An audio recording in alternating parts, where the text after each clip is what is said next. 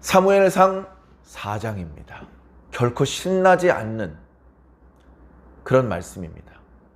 그러나 우리는 이 말씀을 신나지 않는다, 불행한 이야기다, 우울한 이야기다 라고 해서 성경에서 지울 수 없습니다.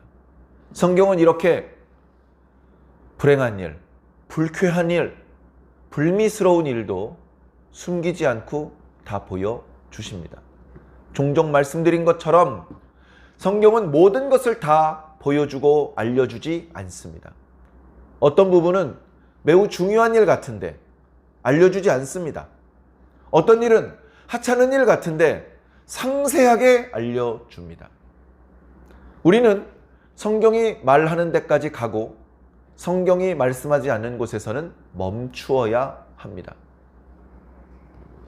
성경이 말씀하시는 데에는 그만한 이유가 있고 말씀하지 않는 데에는 또 다른 이유가 있는 것입니다. 내가 그 이유를 아직 모른다고 해서 함부로 평가하고 또는 불평을 할 수는 없습니다. 예수님께서 왜 마을에 안 들어가시는지, 예수님께서 전보다 더 큰 기적을 행하셨는데 왜 자꾸 숨기시는지, 왜 예수님께서 이방인의 땅으로 가려고 하시는지 이해가 안 되죠. 그래서 원망하고 불평하고 그래가지고 무슨 복을 받겠습니까? 예수님께서 왕이 되시길 기대했다가 예수님께서 죽으셔야 된다고 하니까 베드로가 예수님을 꾸짖었습니다. 그래 칭찬 들었습니까? 야단 맞았어요. 우리는 성경이 슬픈, 불행한 또는 불쾌한, 불미스러운 이야기를 보여주셔도 거기엔 그만한 이유가 있다는 것을 깨닫고 우리가 꼭 배워야 되는 것, 느껴야 되는 것, 알아야 되는 것, 그걸 얻어내야 되는 것입니다. 결코 신나는 일이 아닙니다. 이스라엘 백성이 이방인에게 깨져가지고 수만 명이 죽었고 뭐 그렇게 자랑스러운 일입니까? 막 역사책에서 지워버리고 싶은 슬픈 일이죠. 그러나 그 일을 지워버리면 후대에 똑같은 범죄를 또 저지를 수 있게 되기 때문에 기록해 놓은 것입니다. 이때 당시에 하나님 앞에 엉터리란 그런 모습을 보였던 그 이스라엘 사람들의 입장에서는, 그리고 가문이 멸망해버린 이 엘리의 가문 사람들 입장에서는 이런 내용 좀 자세히 기록 안 해줬으면 그런 마음도 없지 않겠지만, 그러나 하나님께서는 이 말씀, 이 이야기를 통해서 너희들은 이렇게 멸망당해서는 안 된다, 너희들은 이때 이 사람들처럼 실수해서는 안 된다라고 하는 교훈을 주고 계신 것입니다. 그래서 우리는 이런 말씀을 들으면서 팔자 좋게 아이고 이 이스라엘 사람들 믿음이 행편없었구만 이렇게 비난하는 그런 멍청한 모습을 해서는 절대 안 됩니다. 옛날에 뭐 그런 일이 있었죠. 무슨 불미스러운 일이 터졌습니다. 조사를 하다 보니 담당 공무원 중에 누가 잘못을 했어요. 그러니까 대통령이 얼른 그 공무원을 막 욕을 합니다. 국민 여러분, 저 공무원 저놈이 잘못해서 그랬습니다. 철저히 조사를 해서 반드시 엄벌에 처하겠습니다. 국민들이 아무도 안 좋아합니다. 왜?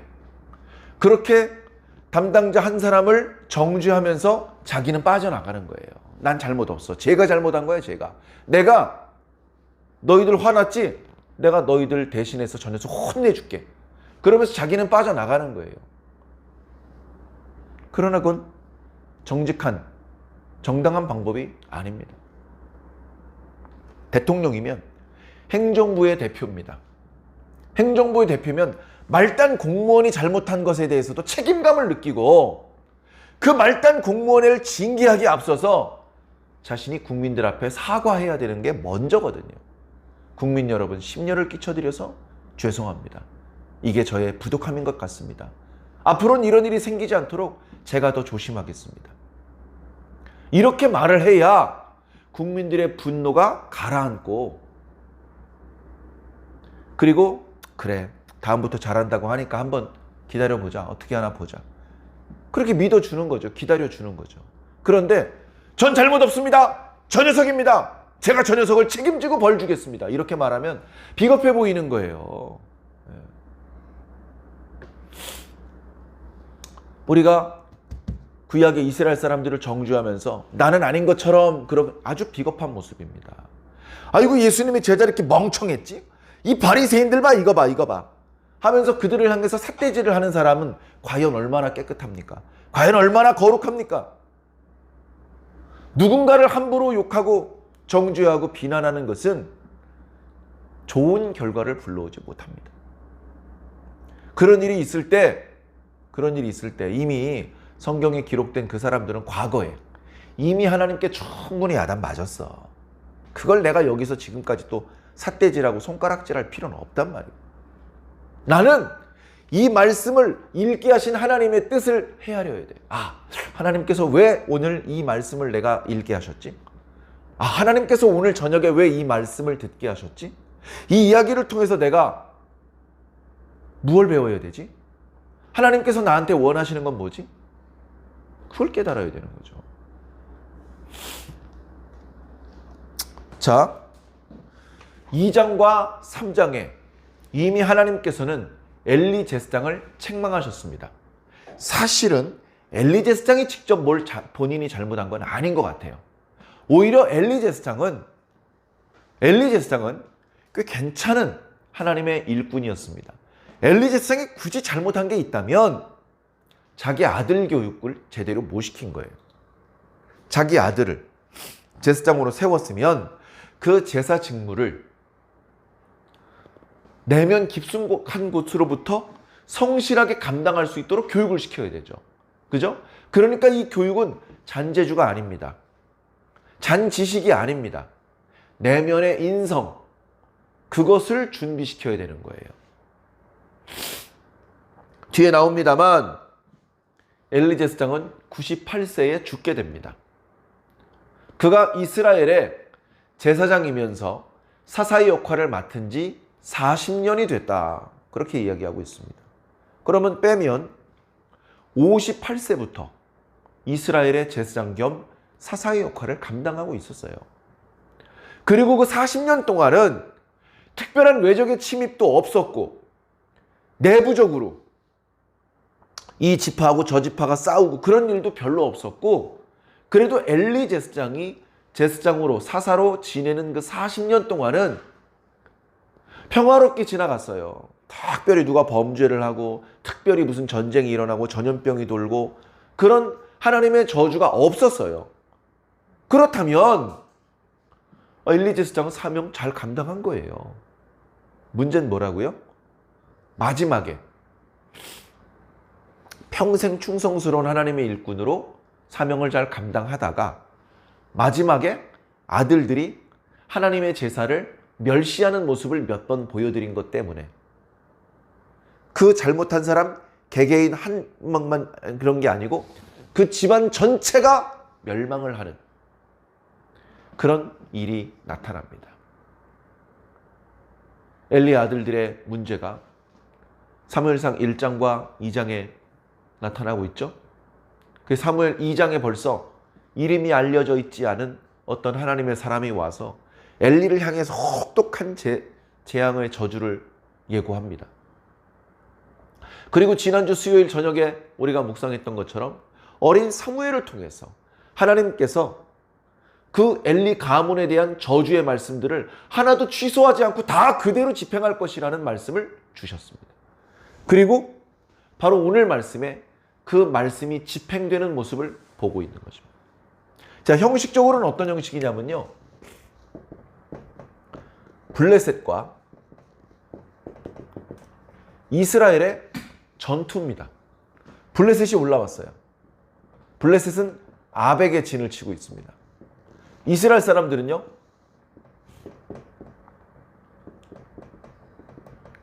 에벤에셀의 진을 칩니다. 이 에벤에셀이라는 이름은 사실은 나중에 붙은 이름인데 이제 그 후대에 이미 그 지역을 에벤에셀이라고 이름을 붙인 이후에 말씀이 기록됐기 때문에 에벤에셀에 이스라엘 백성들의 군대가 진쳤다. 그러니까 모든 이스라엘이 나온 게 아니고 모든 블레셋 사람이 나온 게 아니고 블레셋 군대가 여기 이렇게 진쳐 있고 이스라엘 군대가 여기 이렇게 진쳐 있는 겁니다. 결국은 뭡니까? 이 전투는 어떻게 보면 여기 먼저 살고 있던 이스라엘 백성들이 있고 저쪽 크레타 섬에서 이주해서 해안가에 정착하고 있던 블레셋 사람들이 그 영역을 확대하는 과정에서 충돌이 일어난 거예요. 충돌이 일어난 거예요. 전에 말씀드렸죠? 블레셋 사람들이 유리합니다. 여기는 아직 다 이주가 안 끝났어. 인원이 적어. 여기는 인원은 많아. 그런데 영적으로 썩어 있고, 그리고 결정적으로 이 사람들은 강철검을 들고 있는데 이스라엘엔 강철검이 없고 이 사람들 농기구들 들고 나온 거예요. 그러니까 사람이 많고 지형적으로 우세하지만 전투에서 그것 때문에 우세하다고 말할 수는 없는 것이죠. 자, 이때 이쪽에 있는 진영도 마찬가지고 이쪽에 있는 진영도 마찬가지고 상대방이 진영에서 나서 와 하고 공격해 올라오면 수비하기 좋은 위치에 딱 버티고 있는 겁니다. 블레셋도 그런 자리를 딱 진치고 있는 거고요. 이스라엘 쪽도 그런 자리를 찾아서 진치고 있는 겁니다. 그러니까 중간에 골짜기 같은 게 있고 저쪽 언덕편에 이스라엘 백성들이 있고 이쪽 언덕편에 블레셋 사람들이 있는 거예요. 자, 그러면 한쪽에서 병사들이 나와서 우르르 공격을 하면 어떻게 되면 돼요? 그러면 언덕 위에서 올라오는 녀석들 죽이면 끝나는 거예요. 그죠? 누가 유리해요? 그런 장면에선. 올라오는 녀석이 불리하잖아요. 체력적으로도 힘들고. 위에서는 돌멩이만 던져도 되는데 밑에서는 이렇게 고개를 들고 올라가면서 뛰면서 날아오는 돌멩이를 막아가면서 활 쏴가면서 힘들다고요. 이쪽 진영하고 이쪽 진영의 힘이 비등비등하면 쉽게 전투가 시작되지 못해요. 그죠? 왜냐하면 먼저 공격하는 사람이 불리하거든. 먼저 공격 들어가는 사람이 전쟁에서 진단 말이에요. 그러니까 어떻게 해요? 전쟁을 하기 전에 간만 보는 거예요. 간만. 네? 골리앗이 나와가지고 야 이스라엘 놈들아 간 보러 나온 거예요. 네. 그래가지고 상대방의 약점을 찾아보고 상대방의 사기를 떨어뜨려 놓고 이런 걸 하는 거죠. 자, 근데 이때는 블레셋이 사기가 더 충천했던 것 같아요. 블레셋이 크레타 섬에서 이주해 올 때 여자와 노인들부터 보냈을까요? 아니죠. 전쟁에 능한 사람부터 보내는 거예요. 그래서 그 주변에 조금 있다 도착할 여자들, 어린이들, 노인들이 살 수 있도록 안전한 땅을 만들어 놔야 돼. 그러니까 거기 살고 있는 사람 먼저 다 때려 죽여야 되잖아. 그러니까 싸움 잘하는 사람부터 보내는 거예요. 그래서 이 사람들은 여길 좀 밀어놔야 여기 자기 가족들이 편안하게 살 공간이 확보가 되기 때문에 밀고 올라가는 거예요. 여기는 뭐 이렇게 가족들 걱정할 필요가 없고 그냥 싸움에만 집중하면 돼요. 오래전부터 군사훈련을 받은 그런 정예병들이라고 생각하시면 되고, 이쪽에 있는 사람들은 그냥 블레셋이 왔대. 야, 각 지파에서 2만 명씩 보내봐. 해가지고 한 10만 명 이렇게 모인 거예요. 병사를 안 보낸 지파도 있고, 오긴 왔는데 왜 왔는지도 모르고 온 친구도 있고, 왔는데 빈손인 친구도 있고, 무슨 갑옷이 있겠습니까? 강철검이 있겠습니까? 야, 그래? 잠깐만. 해가 산에 올라가지고 몽둥이 하나 만들어가지고 내려오고, 그러고서 전투를 하려는 이런 지경이라고요. 블레셋 사람들이 으악 하고 밀어붙였어요. 첫날 전투에 이스라엘 사람들이 3,000명? 몇천 명 죽었죠? 4,000명이 죽었죠? 맞아요? 첫날 4,000명이 죽었어요.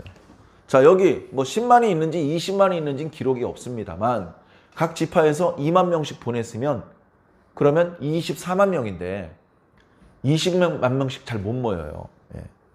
모였다 하면 또 먹고 자고 싸고 또 보통 문제가 아니야. 10만에서 20만 사이로 모였다고 칩시다. 모였는데 탁 붙어보니까 4,000명이 죽었어요. 고대 시대에 4,000명이 죽었다는 건 보통 문제가 아닙니다. 여기 있는 사람들이 누가 뭐 노인이 죽었겠어요? 각 가정을 대표하는 가장 또는 장남 이런 사람들이 죽은 거예요. 그러니까 어떡합니까? 4,000명이 죽었으면 4만 명이 도망가야 돼. 안 도망가면 4만 명이 죽게 되거든.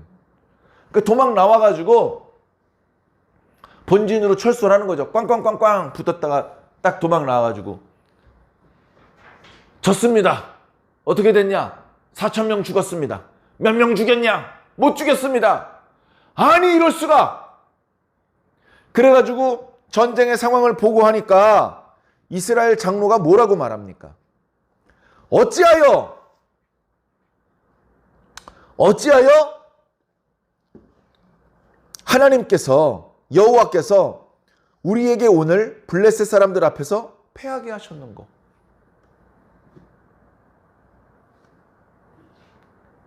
그리고 나서 뭘 했느냐가 중요해요.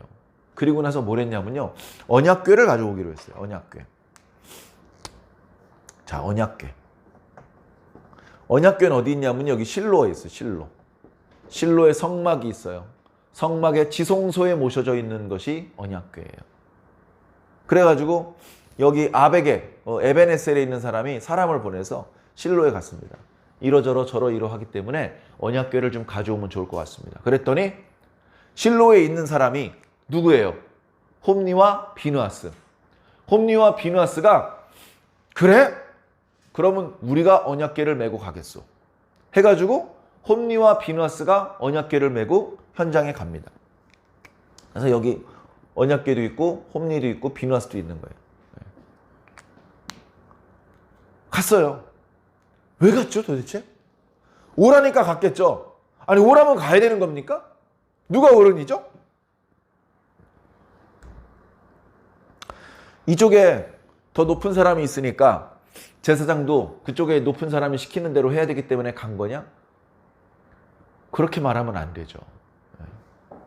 제사장이 더 높은 지위에 있는 사람이기 때문에 제사장이 상황을 듣고 부탁을 듣고 수락을 해준 거예요. 그런 상황이야? 알았어. 그런 상황이라면 언약궤를 모시고 가야 되겠군. 채비할 테니까 먼저 가 있어. 해가지고서 언약궤를 메고 옵니다. 그렇게 먼 거리가 아니었던 것 같아요. 언약궤가 이스라엘 진영으로 들어왔습니다. 그랬더니 전날 4,000명이나 죽어가지고 크게 패했는데도 불구하고 이스라엘 진영에 큰 함성 소리가 들려요. 와! 와! 이 함성 소리가 계속 이어집니다. 그러니까 이쪽에 있던 블레셋 사람들이 야 이거 뭔 소리야? 쟤들 우리한테 한 대 맞고 코가 깨져가지고 엉엉 울고 있는 줄 알았더니 와 무슨 뭐 함성 소리가 웬일이야? 해가지고 이제 알아봤겠죠. 다 구석구석에 이제 감시하는 정탐꾼이 있는 거예요. 알고 봤더니 언약궤가 들어왔다는 거예요. 그 소식을 들은 블레셋 사람들이 야 이거 큰일 났다.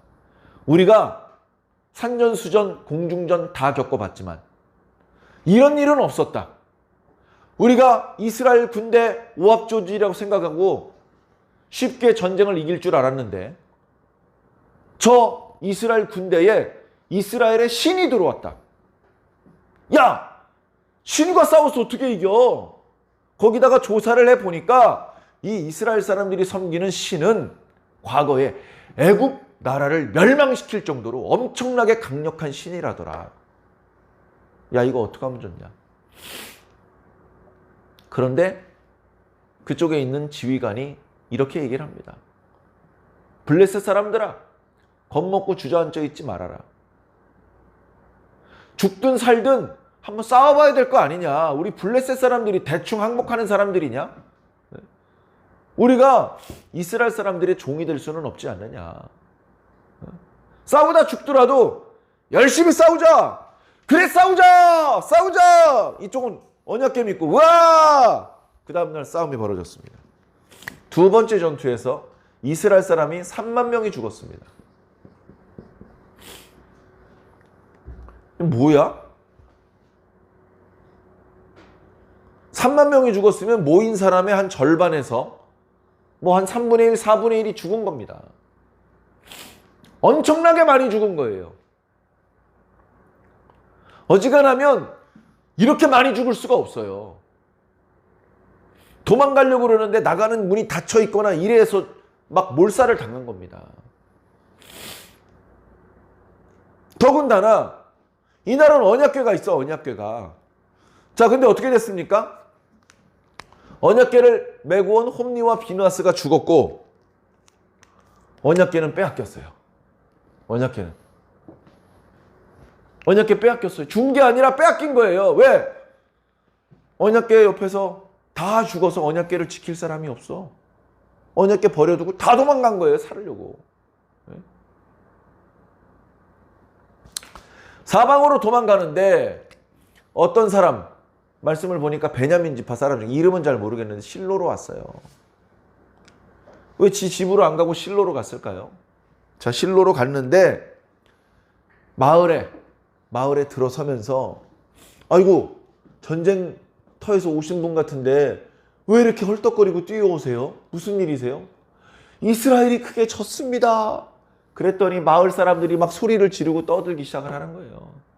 아이고야 세상에 언약궤 가지고 가가지고 이제 이기는 줄 알았더니 졌다고? 많이 죽었다는데? 아이고 어떡하려고 그래 이제 앞으로 어떻게 되는 거야? 사람들이 막 떠듭니다. 그때 실로에 누구죠? 엘리 제사장이 자기 의자에 앉아 있었어요. 예? 그래도 높은 사람이 의자에 앉아 있는 거예요. 근데 의자에 앉아 있다 이렇게 보니까 마을 입구에서부터 사람들이 막 떠드는 소리가 들려. 그런데 눈은 어두워 눈이. 그러니까 지금 사태 파악이 빨리 안 되는 거야. 이게 이겨서 승전보가 온 건지 져가지고 패전보가 온 건지 모르는 거예요. 그러니까 어떡합니까?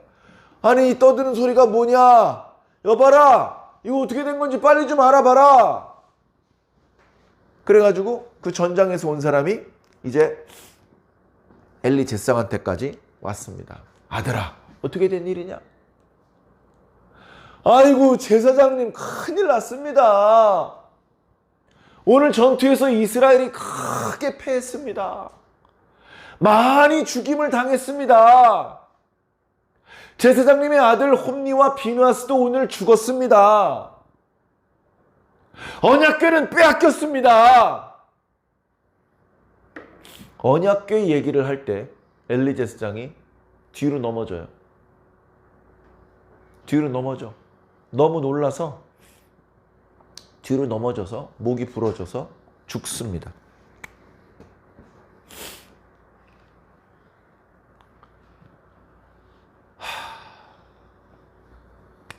자기 남편 비느하스가 죽었고 자기 시아버지 엘리가 죽은 것을 안 비느하스의 아내 뭐 엘리의 며느리겠죠.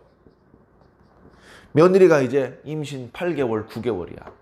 곧 아이가 태어날 때가 됐어. 근데 이 참담한 소식을 듣고 갑자기 배야 해가지고 사람들 손에 끌려 들어가서 이제 아기를 낳습니다. 근데 남편도 죽었고 시아버지도 죽었고 애는 누가 키워요? 너무나 암담해. 너무나. 아기가 태어났어. 산파들이 그러는데 야 걱정 마 아기 잘 태어났어. 건강한 것 같아. 근데 그 말이 하나도 즐겁지가 않아. 말씀을 보면 20절 말씀 보세요. 죽어갈 때에 며느리도 아기 낳고 죽습니다.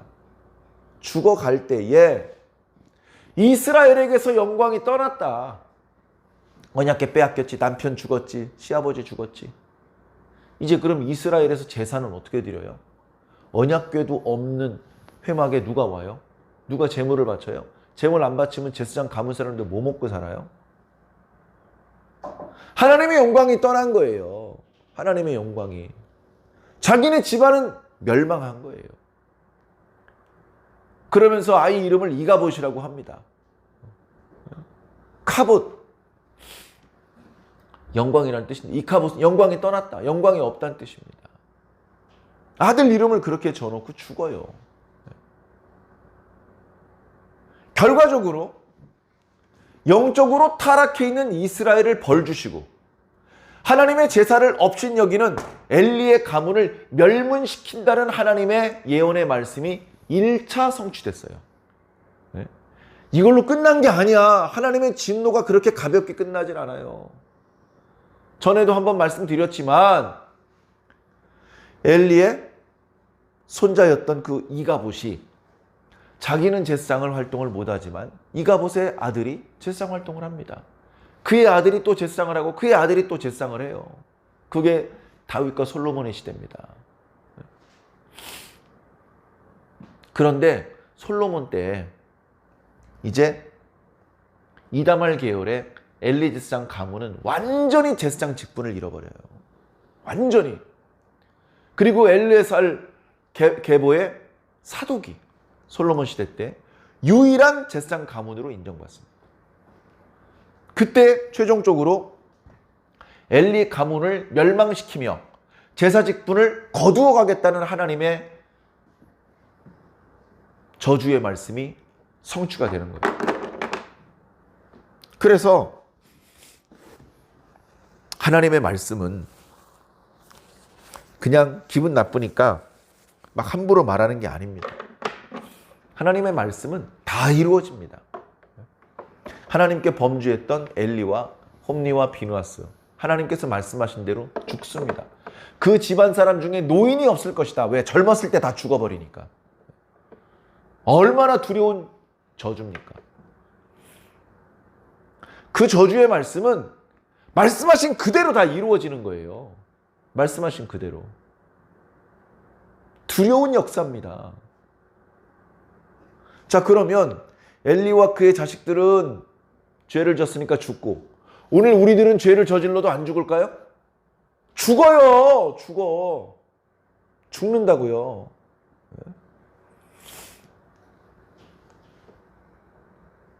헤롯이 하나님을 잘 믿는 사람이 아니었어요. 여호와 신앙이 뭔지는 아는데 여호와 믿는 사람이 아니었어요. 이스라엘 사람도 아니었고, 자기 나름대로의 우상 숭배를 하고 있는 거예요. 자기 나름대로 우상 숭배를 하다가 그 우상의 제물에 유다 사람들의 피를 흘린 거예요. 유다 사람을 죽여서 제물로 바쳐버린 거예요. 있을 수 없는 일이죠. 그런데 힘이 없으니까 유다 사람들이 그 헤롯을 막을 수가 없습니다. 너무나 화가 많이 났어요. 그래서 당시에 유명한 선지자인 예수님께 사람들이 찾아왔습니다. 예수님, 무슨 일이십니까? 헤롯이 우상의 제물에 유대 사람들의 피를 섞은 일을 알지 않습니까? 이거 어떻게 하면 좋습니까? 주님께서 말씀하시기를, 실로암의 망대가 무너질 때 17명 죽은 이야기 아시죠? 그런 일이 있었죠. 그 17명이 다른 사람들보다 죄가 많아서 17명이 죽은 건 줄 아십니까?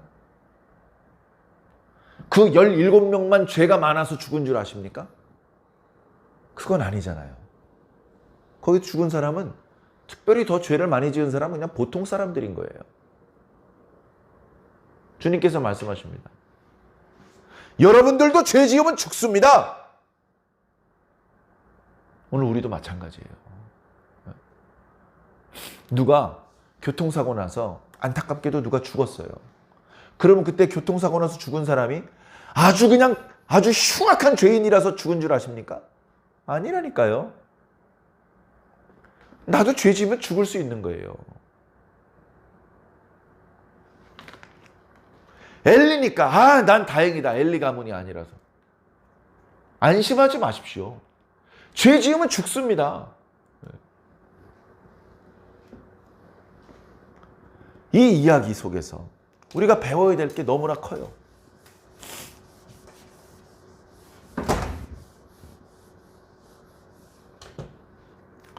자, 첫 번째, 전쟁에서 패했잖아요. 네?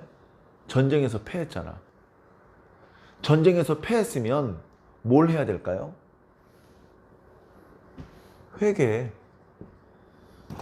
회개를 해야죠. 회개. 어디 회개를 합니까? 탄식을 했어요. 어찌하여 하나님께서 오늘 우리 이스라엘을 블레셋 앞에서 패하게 하셨는고? 탄식은 했어요. 탄식은 회개가 아닙니다. 탄식은 회개가 아니에요. 우리 기도할 때 탄식만 하면 안 돼요. 회개를 해야 돼요. 하나님, 제가 잘못했습니다. 이게 회개예요. 하나님, 제가 잘못했습니다. 자기 잘못이 정확히 무엇인지 알고 그것을 잘못으로 인정하고 하나님께 용서를 구하는 거. 이게 회개예요. 전쟁에서 졌으면 회개를 해야죠. 먼저 기도해야죠. 기도를 해야 되잖아요. 하나님, 오늘 졌습니다. 어떻게 이렇게 된 겁니까? 기도를 먼저 해야 되잖아요. 한 놈도 기도하는 놈이 없어. 한 놈도. 전쟁에 참여했던 놈이나 장로나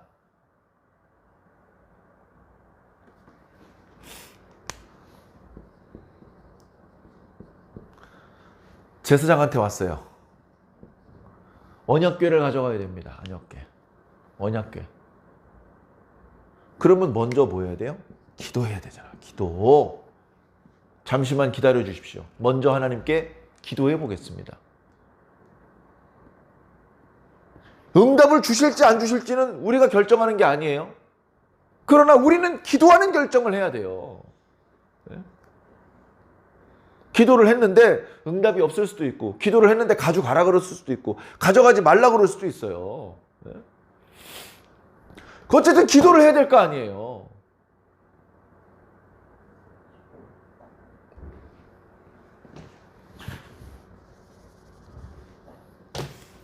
이스라엘의 장로들, 제사장들 먼저 기도해야 돼.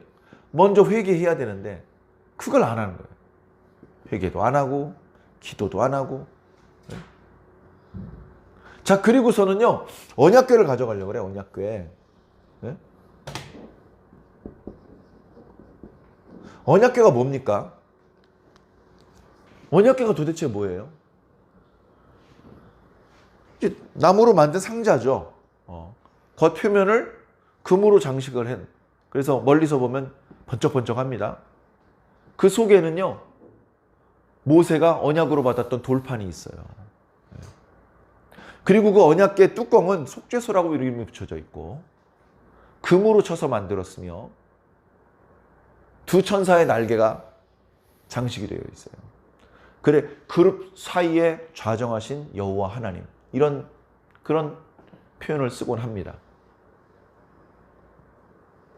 이 언약궤가 뭐냐고요? 하나님께서 임재하시겠다는 상징물이에요. 상징물. 자, 언약궤는 상징물이에요. 상징물. 언약궤가 하나님이에요? 언약궤가 하나님인가요? 아니잖아요. 자, 하나님 우리가 여기다 놨다가 저기 놨다, 하나님 우리 맘대로 갖다 놓을 수 있어요? 상징물이라고요. 상징물. 언약궤는 뭐냐면요, 금으로 장식한 나무 상자예요. 자, 그런데 이 사람들 뭐라고 말하죠?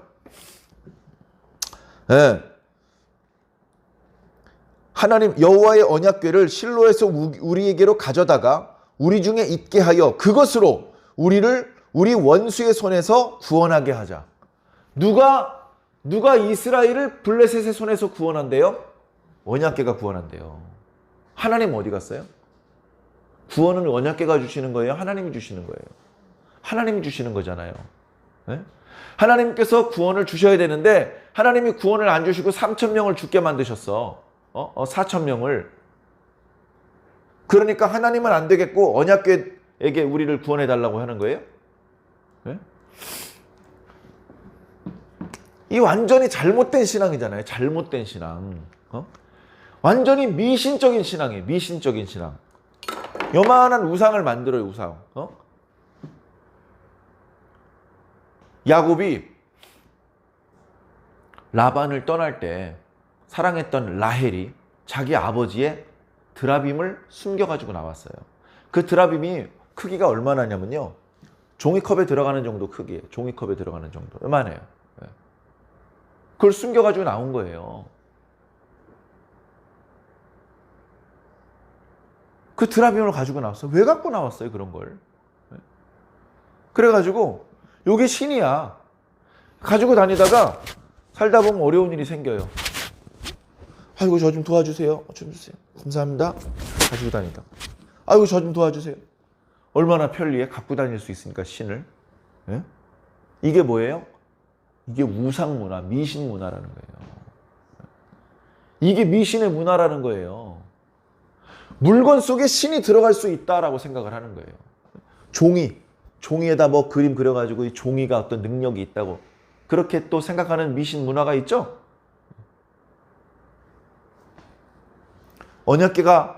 언약궤를 실로에서 여기 에베네셀로 갖고 오면 하나님의 신도 할 수 없이 우리 진영으로 오셔야 돼. 이런 생각을 누가 했어요? 다 그런 생각을 하고 있는 거야. 다. 전투에 참여했던 이스라엘 사람들. 패전 소식을 들은 장로들, 그 소식을 들은 홈리와 비누아스, 블레셋 사람들 다 똑같은 생각을 하는 거예요. 언약궤가 왔으니 하나님의 신도 거기 와 있다. 하나님 안 오셨어요. 하나님 안 오셨어. 하나님께서 보여주셨어. 언약궤 가져가도 난 거기 없어. 그걸 보여주신 거예요. 우린 이렇게 생각합니다. 하나님 무능력한 거 아니야? 왜 이렇게 힘이 빠졌지? 하나님 능력이 크신 분이라 그러더니 힘이 하나도 없네? 아니면 하나님께서 이스라엘을 사랑하신다더니 왜 안 사랑하시고 안 도와주시지? 거기엔 뭐가 있다? 너만 모르는 이유가 있어. 그 이유를 알아야지, 이유를. 왜 하나님께서 안 도와주십니까? 여러분, 하나님이 이스라엘을 버렸습니까? 이스라엘이 하나님을 버렸잖아요. 말은 똑바로 해야죠. 하나님이 이스라엘 버린 적이 없어요. 이스라엘이 하나님을 버렸단 말이에요. 하나님이 홈리와 비누아스를 버렸습니까? 아니라니까요. 홈리와 비누아스가 하나님을 버렸어요. 그래서 죽은 거예요. 우리도 하나님 버리면 죽는 거예요. 죽는 거라고요. 하나님을 버린 것과 안 버린 것, 겉으로는 아무 차이가 없어요. 하나님은 물건이 아니니까. 그러나 하나님을 버리면 좋은 일이 있을까요? 이스라엘 사람들은 언약궤를 보호할 만한 능력이 없었어요. 그래서 할례받지 못한 이방인들이 언약궤를 가져가 버렸어요. 원래 언약궤는 레위 사람도 만지지 못해요. 제사장만 만질 수 있어요. 근데 지금 이스라엘 백성도 아니고 이방 사람들이 들고 가버렸어요. 이제 언약궤 겉에 껍데기를 장식했던 금 다 뜯어가고 그거 뭐 도끼로 찍어가지고 땔감으로 다 태워버려도 어쩔 수 없는 상황이 됐어요. 언약궤는 이스라엘 사람이 지킨다, 하나님이 지킨다. 하나님이 지키셔요. 이스라엘 사람들은 언약궤 못 지켜. 하나님 당신이 스스로 언약궤를 지키는 거예요. 이날 3만 명이 죽는 전투에서는 하나님께서 언약궤 위에 같이 계시지 않았지만 블레셋 사람들이 아스돗에 있는 신전에, 다곤 신전에 언약궤를 갖다 놓았을 때 하나님께서 당신의 능력을 보여주셨어요. 어마어마하게 크게 만든 다곤 신상이 언약궤 앞에 머리를 숙이게 만들었어요. 사람은 할 수 없어요. 하나님께서 하신 겁니다. 알 수 없는 전염병이 돌아서 수백, 수천, 수만 명의 블레셋 사람들이 죽었어요. 이 전투에서는 안 죽이셨어요. 전투 끝나고 블레셋 사람들을 수천, 수만 명을 죽이셨어요. 블레셋 사람들은 이스라엘 군대에게 항복하지 않았어요. 여호와 하나님께 항복했어요. 하나님 우리가 졌습니다. 해가지고 금으로 된 우상을 만들어가지고 그 금덩어리와 함께 언약궤를 이스라엘 땅으로 돌려보냅니다. 그 이야기가 이제 뒤에 계속 나와요. 사랑하는 성도 여러분, 우리들의 믿음은 어떻습니까? 네? 먼저 회개해야 되고 먼저 기도해야 되는데 네? 기도를 맨 마지막에 기도를 안 해. 네? 기도를 왜 안 합니까? 기도해야 돼요. 기도 안 하면 아무 능력도 일어나지 않습니다. 기도해야 돼요. 아니, 대표로 저 사람 기도 잘하니까 저 사람 기도하면 저 기도 덕분에 우리 모두, 그게 아니고요. 기도한 사람에게만 하나님의 능력이 임합니다. 기도한 사람에게만.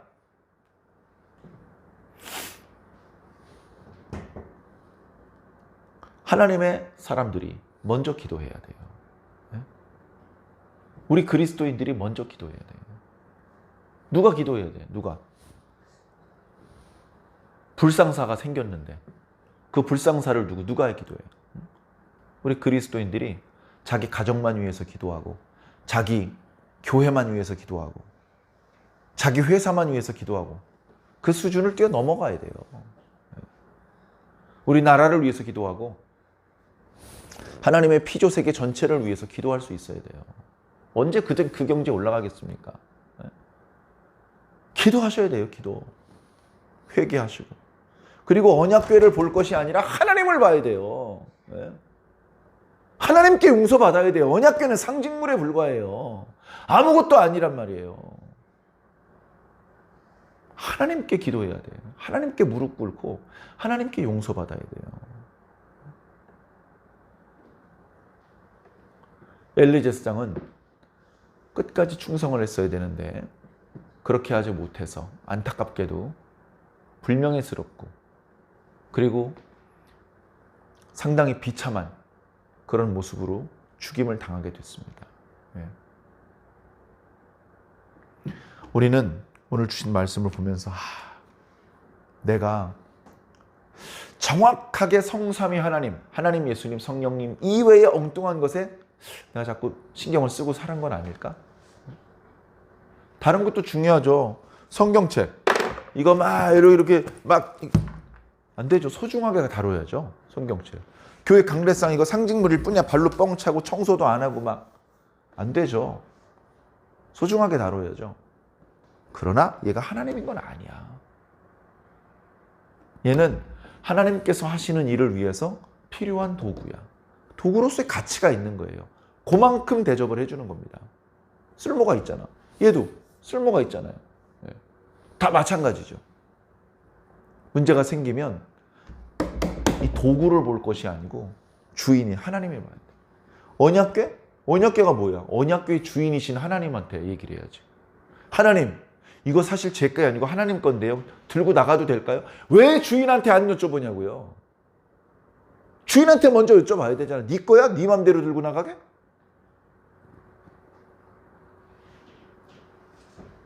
우리의 신앙을 점검해 보시기를 부탁을 드립니다. 내 신앙이 하나님께 정확하게 초점이 맞춰져 있나. 핸드폰으로 사진 찍을 때도요. 초점이 안 맞춰지면요. 신경질 나요. 그렇게 해상도가 좋은 카메라라고 하는데 초점이 안 맞은 상태로 셔터를 눌러버리면 뿌연 사진만 나오는 거죠. 글씨도 안 보이고 얼굴도 안 보이고. 초점이 맞기를 좀 기다렸다가 딱 누르면 선명하게 확대를 했는데도 깨끗하게 그렇게 사진을 찍을 수 있습니다. 마찬가지로 우리가 하나님께 초점을 맞춰야 돼요. 하나님이 흐릿하면 안 됩니다. 하나님께서 뭐라고 말씀하셨는지 흐릿하면 안 돼요. 분명하게 알아야 됩니다. 분명하게. 무슨 문제가 생기면 먼저 하나님께 기도하고 뭐 좀 안 좋은 일이 있으면 하나님께 회개해야 돼요. 회개하고 용서받고 회개에 합당한 열매를 맺고 그리고 나서 나가야 이길 수 있는 겁니다. 블레셋에게 크게 패했죠? 블레셋이 언약궤 때문에 전쟁에 이기고도 이스라엘을 접수하러 들어오질 못했어요. 언약궤가 수천 수만 명을 죽였기 때문에 그거 수습하기도 힘들었거든. 나중에 사람들이 사무엘 선지자를 중심으로 모입니다. 사무엘 선지자가 이스라엘아 모여라! 왜요? 우리 회개해야 돼. 회개. 먼저 하나님께 기도해야 돼. 회개해야 돼. 하나님께서 많은 이스라엘 사람들의 마음을 감동시키셔서 하던 일을 멈추고 다 모이게 하셨어요. 미스바에 모였습니다. 거기서 회개했어요. 하나님께서 이스라엘의 회개를 받아주셨어요. 근데 그날 블레셋이 쳐들어옵니다.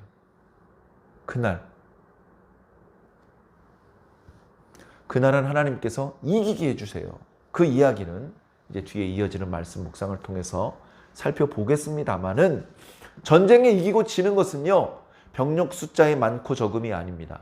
무기의 현대화가 아닙니다. 지형 지물의 유리함도 아닙니다. 하나님께서 계시면 승리, 안 계시면 패배입니다. 하나님께서 계시면 10대 청소년 다윗 한 명에서 블레셋 군대를 다 이길 수 있어요. 하나님께서 떠나시면 그렇게 많은 이스라엘 군대가 모여도 다 전멸하고 끝나는 겁니다. 우리 교회도 마찬가지고 우리 나라도 마찬가지입니다. 하나님 계십니까? 하나님이 안 계십니까? 왜 안 계십니까? 먼저 기도하셨습니까? 먼저 회개하셨습니까? 왜? 엉뚱한데 마음 뺏기지 않고 정확하게 하나님께 초점을 맞추셨습니까? 그렇게 했는데 왜 하나님께서 안 계십니까? 하나님이 어떤 분입니까? 우리를 만나고 싶어 하시고 우리와 대화하고 싶어 하시고 우리에게 복 주고 싶으신 분이잖아요. 근데 복을 못 받는다면 원인은 하나님께 있는 것이 아니라 나에게 있는 것입니다. 내가 하나님을 버렸기 때문에 마치 하나님께서 나를 버렸다고 느껴지는 것이고 내가 하나님께 집중하지 못하기 때문에 하나님께서 나에게 집중하지 않으시는 겁니다. 앞으로 우리 인생을 살 때 기쁜 일, 슬픈 일, 화나는 일, 속상한 일, 여러 종류의 일을 만날 때 먼저 기도하시기를 부탁드립니다. 먼저. 딱히 잘못한 게 없는 것 같아도 하나님께 회개하시기 바랍니다. 회개하시기 바랍니다. 전에 한번 말씀 안 드렸나요? 목사님, 언제까지 회개합니까? 언제까지? 정답을 딱 말씀드릴게요. 하나님께서 그만해도 된다고 할 때까지 계속 회개하셔야 됩니다. 이제 그만해도 된다! 그런 말씀이 있을 때까지 계속 회개해야 됩니다. 그렇게 할 때 하나님과 관계가 회복되고 우리는 승리, 우리는 축복을 경험하게 되는 것입니다. 오늘 주신 다소 불편한 이 말씀이 우리에게 좋은 영양분이 되기를 바랍니다. 이 말씀이 주는 교훈이 나를 해이해지지 않도록 잘 붙잡아주고 어떤 난처한 일이 생겼을 때 쓸데없는 범죄로 나가지 않고 먼저 기도하고 먼저 회개하는 그런 올바른 신앙인의 모습으로 나를 이끌 수 있는 귀중한 말씀이 꼭 되기를 예수님 이름으로 간절히 축원합니다.